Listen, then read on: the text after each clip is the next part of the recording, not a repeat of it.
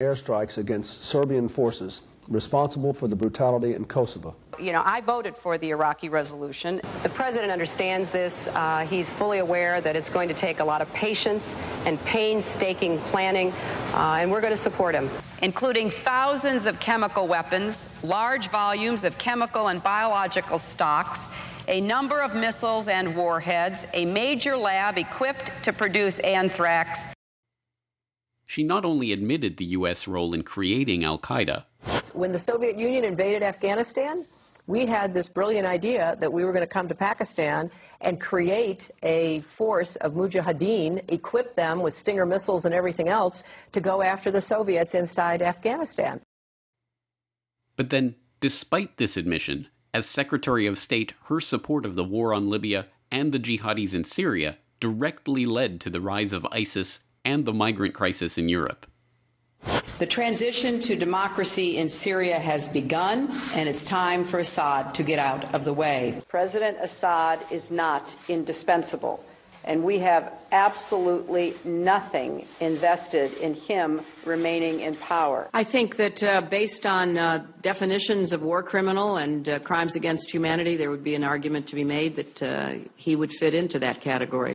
Libya was a different kind of calculation, and we didn't lose a single person. We came, we saw, he died. Did it have anything to do? She was the one who announced the U.S.'s so-called Asia-Pacific pivot that has seen more U.S. military forces being placed in the Asia-Pacific as a direct military threat to China. And we look to the Asia-Pacific region, as we have for many decades, as an area where the United States is uniquely positioned to play a major role. The United States is not ceding the Pacific to anyone. And she has stated in no uncertain terms that Russia and Iran will be militarily targeted in a Clinton presidency, and that the nuclear option is, as always, on the table. And we will make sure the Iranians and the world understand that the United States will act decisively if necessary, including taking military action. There will have to be consequences for any violation by Iran, and that the nuclear option should not at all be taken off the table. That has been my position consistently. And Russia has to support the international community's efforts sincerely or be held to account. That Russia and China will pay a price because they are holding up progress, blockading it, that is no longer tolerable. And unlike her many, many political statements of convenience that are merely a reflection of whatever is most politically acceptable at the moment. Do you think New York State should recognize gay marriage? No. No. Okay.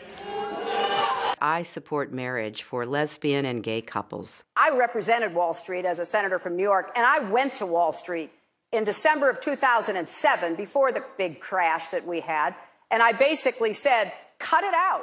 Quit foreclosing on homes. Quit engaging in these kinds of speculative behaviors. Now, who's exactly to blame for the housing crisis? I think there's plenty of blame to go around. Home buyers who paid extra fees to avoid documenting their income should have known they were getting in over their heads. I take a backseat to no one when you look at my record and standing up and fighting for progressive values. You know, I get accused of being kind of moderate and center. I plead guilty. We went through a thorough process to identify all of my work-related emails. The lawyers doing the sorting for Secretary Clinton in 2014 did not individually read the content of all of her emails, so that the emails were immediately captured and preserved. There was no archiving at all of her emails. We can be assured that these threats of potential nuclear world war by Clinton are not idle threats. A future Clinton president would be assured of a like mind in the new Prime Minister in the UK, who has stated in no uncertain terms that she is willing to launch a nuclear strike that would kill hundreds of thousands. Let me congratulate the Prime Minister on her new rule. But can we cut to the chase? Is she personally prepared to authorise a nuclear strike that could kill 100,000 innocent men, women and children? Yeah. Exactly. Yes. And I have to say to the honourable gentleman, the whole point of a deterrent is that our enemies need to know that we would be prepared to use it. Hillary Clinton is a neocon, a war hawk, a liar, an unindicted criminal, and a Wall Street puppet. Why is it, then, that those on the so-called progressive left, who would be warning against her if she had an R next to her name, are instead lecturing other leftists that it is now their duty to fall in line and help her get elected? If Clinton is nominated and it comes to a choice between Clinton and Trump in a swing state, a state where it's going to matter which way you vote, I would vote against Trump. And by elementary arithmetic, that means you hold your nose and you vote Democrat. I don't think there's any other rational choice. Abstaining from voting, or say voting for, say, a candidate you prefer, a minority candidate, just amounts to a vote for Donald Trump, which I think is a devastating prospect for reasons I've already mentioned. We in SDS refused to vote. We wouldn't support McCarthy.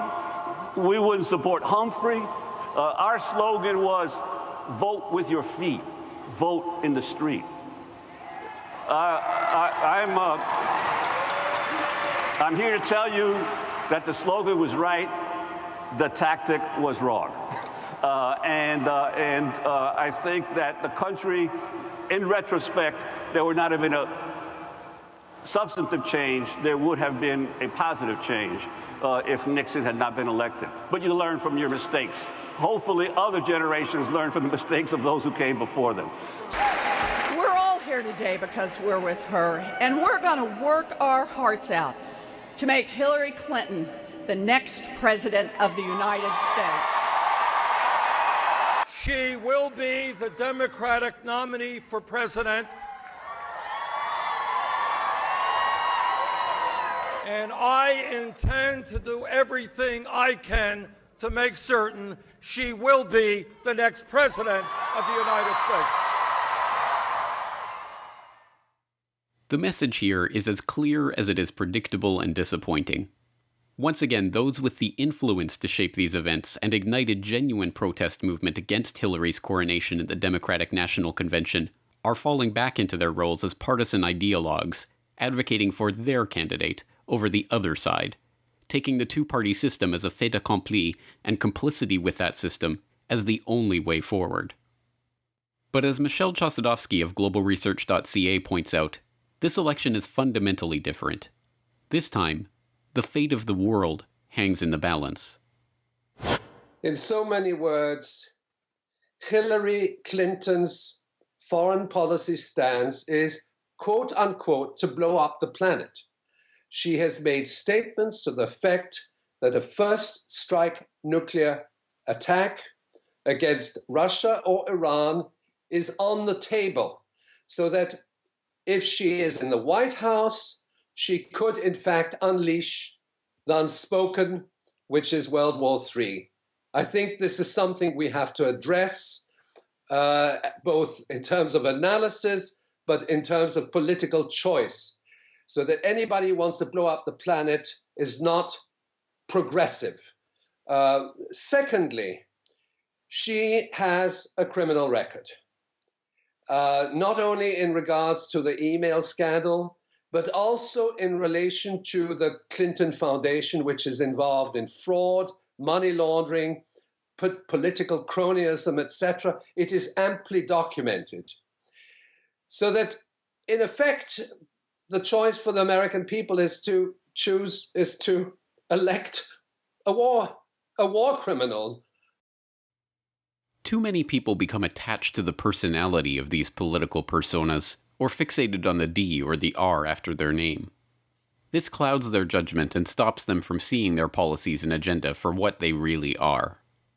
As Diana Johnstone, author of Queen of Chaos, The Misadventures of Hillary Clinton, points out, Hillary is best understood not as a person, but as the instrument for the think tanks, Wall Street financiers, and other connected insiders who want to embroil the United States in more illegal wars and plunder the country and its people even further.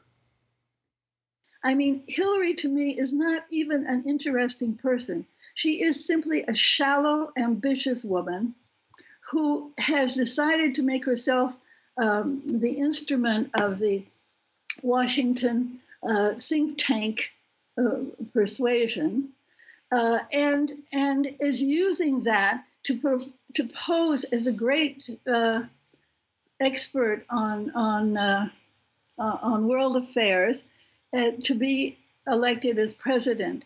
She simply is the embodiment of all that is terrible in American foreign policy that has developed over the past decades. It is no hyperbole to say that the election of Hillary Clinton as president this November would be one of the greatest tragedies in the history of the United States, and perhaps the world.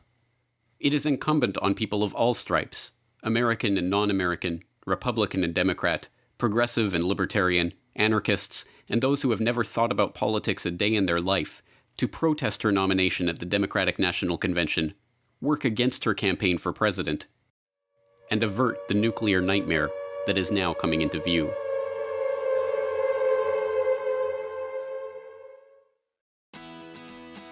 The Corbett Report is brought to you by the Corbett Report subscriber, a weekly newsletter featuring James Corbett's International Forecaster editorial, recommended reading and viewing, discounts on Corbett Report DVDs, and once a month, a subscriber-only video. Sign up today to start receiving your copy at corbettreport.com/support.